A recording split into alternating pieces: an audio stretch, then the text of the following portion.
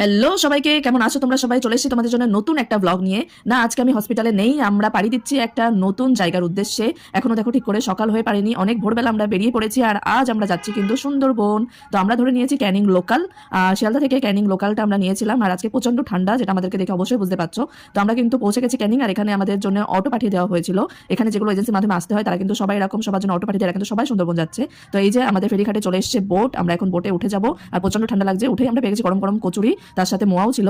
আর এই যে খাওয়া দাওয়া শেষ করে প্রচুর ঠান্ডা চারদিক দেখতে পাচ্ছ। আজকে এত ঠান্ডা, জলের মধ্যে যেন ঠান্ডাটা আরো বেশি লাগছিল। তো এই ঠান্ডা ঠান্ডা হাওয়া খেতে খেতে চলে এলো আমাদের ওয়েলকাম ড্রিঙ্ক একটা মাজা। আর এই ঠান্ডা মাঝখানে সবাই কিন্তু কম্বল বের করে নিয়েছে, বাড়ি থেকে সবাই কম্বল নিয়ে এসেছিল যে রাতে লাগবে, কিন্তু এত ঠান্ডার মধ্যে এখন সবাই সেটা গায়ে দেওয়া সেফ মনে করলো। আর এদিকে আমার গপু কিন্তু আমাদের সাথে এসছে, আর সেও একদম কম্বল টম্বল মুড়ি দিয়ে ওই দেখো চেয়ারটাই বসে রয়েছে।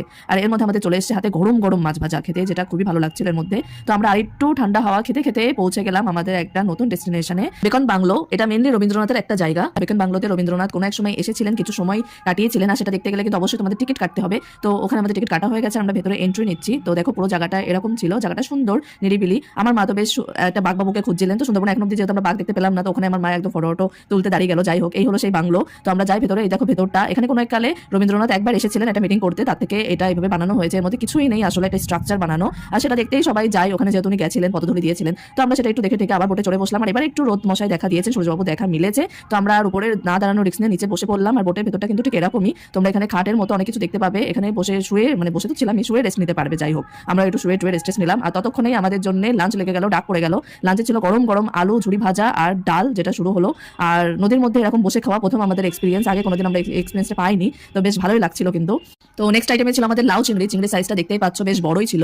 এরপরে চলে এলো আমাদের রুই মাছের ঝোল। রুই মাছের সাইজটা বেশ ভালো, খেতেও বেশ ভালো। আর ছিল চিংড়ির মালাইকারি। চিংড়ির মালাইকারি কি বলবো, চিংড়ির সাইজটা বেশ ভালো ছিল, কিন্তু রান্নাটা আরো ভালো হতে পারতো। তো যাই হোক, খেয়ে নিলাম। আর এদিকে শেষ পাতে ছিল দই চাটনি। তো ফটাফট খাওয়া দাওয়া শেষ করে একটু রেস্ট নিয়ে আমাদেরকে রিসর্টে নামিয়ে দিয়েছিল, সেখানে একটু রেস্ট নিয়ে আমরা রেডি হয়ে আবার বেরিয়ে পড়লাম লোকাল এরিয়াটা ঘুরে দেখার জন্য। তো প্রথমে কিন্তু আমরা চলে গেলাম বনবিবির মন্দিরে। বনবিবির মন্দির এখানে খুবই জাগ্রত।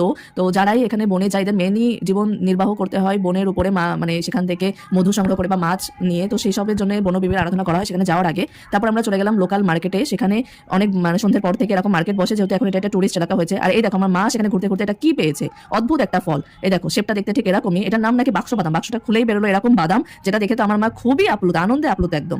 ওদিকে আমরা তাড়াতাড়ি রিসর্টে চলে এলাম, কারণ এদিকে আদিবাসী নৃত্য শুরু হয়ে গেছে, আর যেটা আমরা দেখবো। তো চলে এসে দেখছি আদিবাসী নৃত্য হচ্ছে, যেটা আমরা খুবই এনজয় করলাম, বেশ ভালোই লাগলো। এদের একটা আলাদা কালচার, এদের জীবনের ব্যাপারে অনেক কিছু জানলাম, শুনলাম, এদের সাথে কথা বললাম। তো এদের সাথে সাথে আমরা সবাই একটু কোমরটা দুলিয়ে নিলাম, সবাই মিলে একটু নাচ গান হই হুল্লোড় হলো অনেকদিন পরে। বেশ সময়টা খুবই ভালো কাটলো, খুব ভালো লাগলো।